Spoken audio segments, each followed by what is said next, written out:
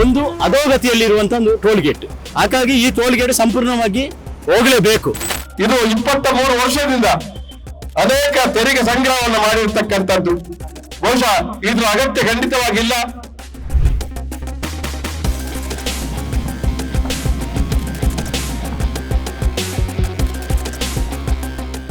ಈ ಒಂದು toll gate ನಲ್ಲಿ ಕೂಡ ಟ್ಯಾಕ್ಸ್ ಅನ್ನ ಕಟ್ಟುವಂತ ಪರಿಸ್ಥಿತಿ ಇವತ್ತು ಜನರಿಗೆ ಬಂದಿದೆ. ಈ ಹೆದ್ದಾರಿ ಅಗಲೀಕರಣದ ಕನಸು ಬೀಳುವ ಸಂದರ್ಭದಲ್ಲಿ ಇಲ್ಲಿ ಬಿಜೆಪಿ ಪಾರ್ಲಿಮೆಂಟ್ ಮೆಂಬರ್ ಇದ್ದಾರೆ. ವೈಫಲ್ಯಗಳು ಮತ್ತು ಸಾಫಲ್ಯಗಳು ಏನಿದ್ರು ಕೂಡ ಬಿಜೆಪಿಗೆ ಸಂತೋಷ.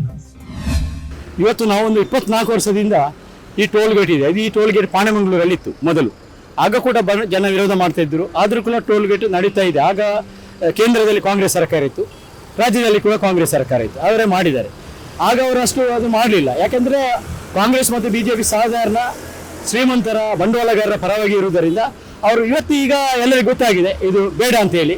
ಆದರೆ ತೊಂದರೆ ಈಗಾದರೂ ಅವರಿಗೆ ಕಾಂಗ್ರೆಸ್ಸಿನವರಿಗೆ ಕೂಡ ಇವತ್ತು ಅದು ಅನ್ಯಾಯ ಅಂತ ಹೇಳಿ ಗೊತ್ತಾಗಿದೆ. ಅದು ನನಗೆ ಭಾರಿ ಸಂತೋಷದ ವಿಷಯ. ಯಾಕೆಂದರೆ 24 ವರ್ಷದಿಂದ ಕಾಂಗ್ರೆಸ್ ಸರ್ಕಾರವೇ ಇದೆ ಎಲ್ಲ ಆದ್ದು. ಆದರೆ ಈಗ ಈ ಟೋಲ್ ಗೇಟ್ ನಾವು ಪಾಣೆಮಂಗಳೂರು ಕೂಡ ತುಂಬ ಗಲಾಟೆ ಆಗ್ತಾ ಇತ್ತು. ಇಲ್ಲಿ ಹೇಳ್ತು ಈ ಟೋಲ್ ಗೇಟ್ ಅಂತ ಹೇಳಿ ಯಾರು ಟೋಲ್ ಗೇಟ್ ಅಂತ ಹೇಳಲಿಕ್ಕೆ ಆಗುದಿಲ್ಲ.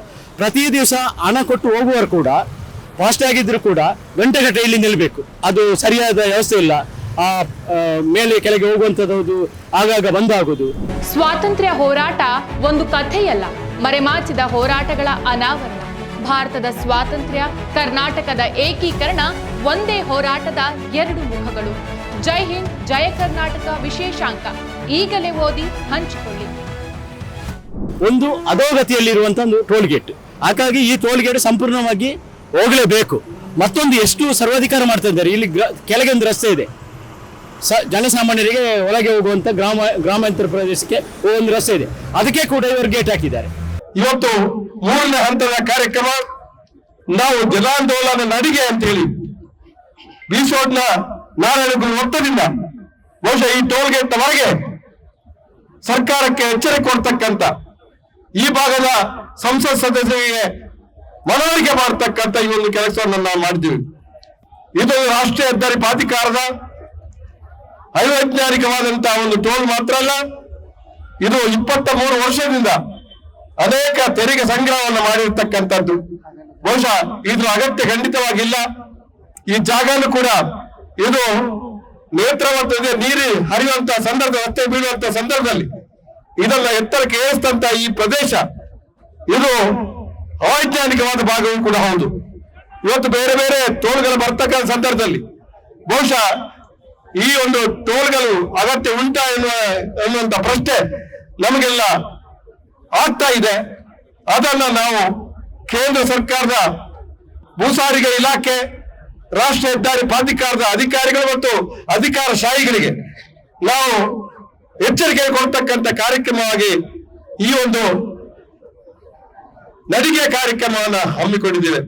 ಈ ನಡಿ ಕಾರ್ಯಕ್ರಮದಲ್ಲಿ ಜಿಲ್ಲೆಯ ನಾನಾ ಭಾಗದಿಂದ ಅನೇಕ ಮುಖಂಡರು,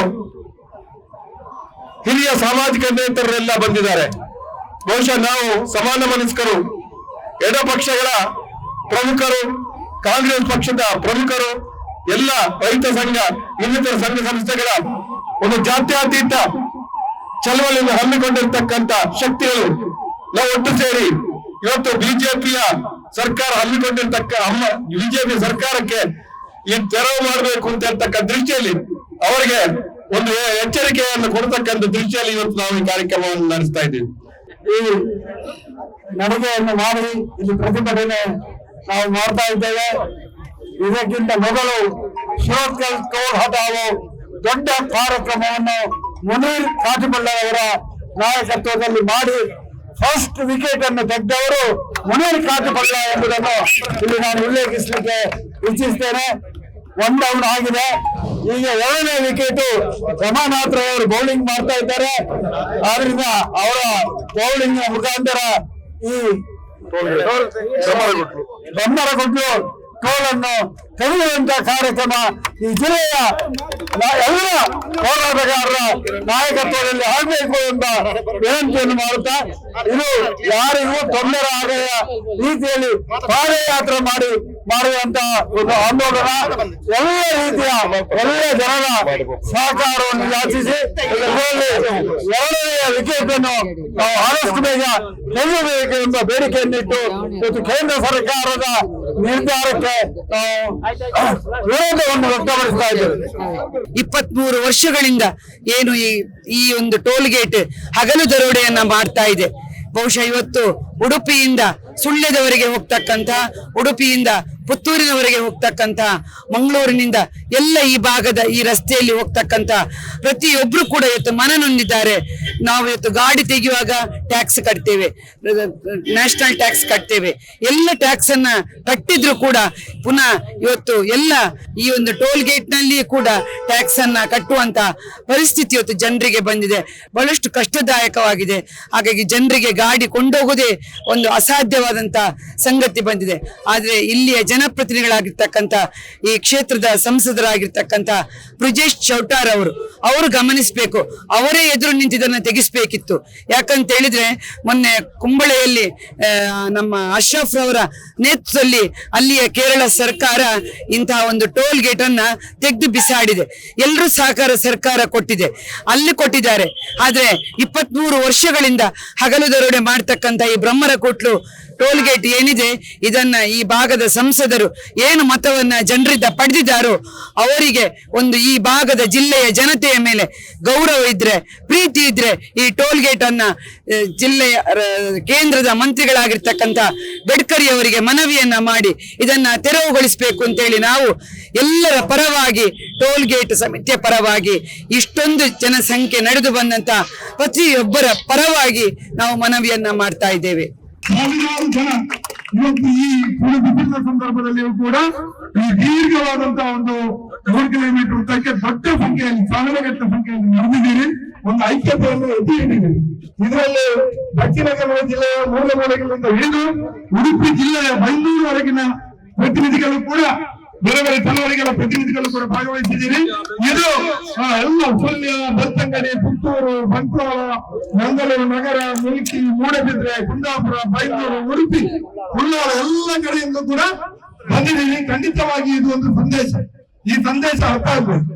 ಲಾಸ್ಟ್ ನಮ್ಮ ಇಲ್ಲಿಯೇ ಧರಣಿ ಮಾಡಿದಾಗ ನಮ್ಮ ಸಂಸದರಲ್ಲಿ ಮಾತನ್ನ ಹೇಳಿದ್ವಿ ಮನದಿಸುವ ಭಾಷಣದಲ್ಲಿ.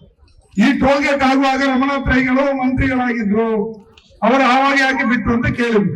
ರಮಣಾತ್ರೈಗಳು ಆನಂತರ ಅದಕ್ಕೆ ಉತ್ತರ ಕೊಟ್ಟಿದ್ದಾರೆ, ನಾವು ಕೊಟ್ಟಿದ್ದೀವಿ. ಆದ್ರೆ ಮತ್ತೆ ನಾವು ನೆನಪಿಸಲಿಕ್ಕೆ ಬಯಸ್ತೀವಿ, ಆವಾಗ ಅವರಿದ್ದದ್ದು ಸೆಂಟ್ರಲ್ ಗವರ್ಮೆಂಟ್ ಮಂತ್ರಿಯಾಗಿ ಅಲ್ಲ, ರಾಜ್ಯ ಸರ್ಕಾರದ ಮಂತ್ರಿಯಾಗಿದ್ರು. ಈ ಟೋಲ್ ಗೇಟ್ ಅನ್ನ ಮತ್ತು ಹೆದ್ದಾರಿಯನ್ನ ತಂದಿರುವಂತಹದ್ದು ಕೇಂದ್ರ ಸರ್ಕಾರ. ಮತ್ತು ಆವಾಗ ಯಾರು ಪಾರ್ಲಿಮೆಂಟ್ ಮೆಂಬರ್ ಆಗಿದ್ರು ಅವರ ಜವಾಬ್ದಾರಿ ಆಗಿತ್ತು. ಬಿಜೆಪಿ ಆಗ್ಲೂ ಪಾರ್ಲಿಮೆಂಟ್ ಬಿಜೆಪಿ ಮೆಂಬರ್ ಇದ್ರು 31 ವರ್ಷಗಳಿಂದ, 35 ವರ್ಷಗಳಿಂದ ಬಿಜೆಪಿ ಪಾರ್ಲಿಮೆಂಟ್. ಈ ಹೆದ್ದಾರಿ ಅಗಲೀಕರಣದ ಕನಸು ಬೀಳುವ ಸಂದರ್ಭದಲ್ಲಿ ಇಲ್ಲಿ ಬಿಜೆಪಿ ಪಾರ್ಲಿಮೆಂಟ್ ಮೆಂಬರ್ ಇದ್ದಾರೆ. ವೈಫಲ್ಯಗಳು ಮತ್ತು ಸಾಫಲ್ಯಗಳು ಏನಿದ್ರು ಕೂಡ ಬಿಜೆಪಿಗೆ ಸಂತೋಷ. ಅದರಿಂದಾಗಿ ಅದೊಂದು. ಮತ್ತೆ ಇನ್ನೊಂದು ನೆನಪಿಸ್ಲಿಕ್ಕೆ ಬಯಸೋದು, ಭ್ರಮರಗುಡ್ಲು ಟೋಲ್ ಗೇಟ್ ಆಗುವಾಗ ನೀವು ಯಾಕೆ ಹೋರಾಟ ಮಾಡಲಿಲ್ಲ ಅಂತ ಕೇಳಿದ್ರೆ, ಆವಾಗ ಭ್ರಮರಗುಡ್ಲು ಟೋಲ್ ಗೇಟ್ ಒಂದೇ ಇತ್ತು. ದಕ್ಷಿಣ ಕನ್ನಡ, ಉಡುಪಿ, ಹಾಸನ, ಕಾಸರಗೋಡು, ಉತ್ತರ ಕನ್ನಡ ಯಾವ ಜಿಲ್ಲೆಯಲ್ಲಿ ಕೂಡ ಬೇರೆ ಟೋಲ್ ಗೇಟ್ ಇರಲಿಲ್ಲ. ಈಗ 30 ಕಿಲೋಮೀಟರ್ ದೂರದಲ್ಲಿ ನೀವು ತಲಪಾಡಿಯಲ್ಲಿ ಟೋಲ್ ಗೇಟ್ ಮಾಡಿದ್ದೀರಿ, 36 ಕಿಲೋಮೀಟರ್ ದೂರದಲ್ಲಿ ಹೆಜಮಾಡಿಯಲ್ಲಿ ಟೋಲ್ ಗೇಟ್ ಮಾಡಿದ್ದೀರಿ.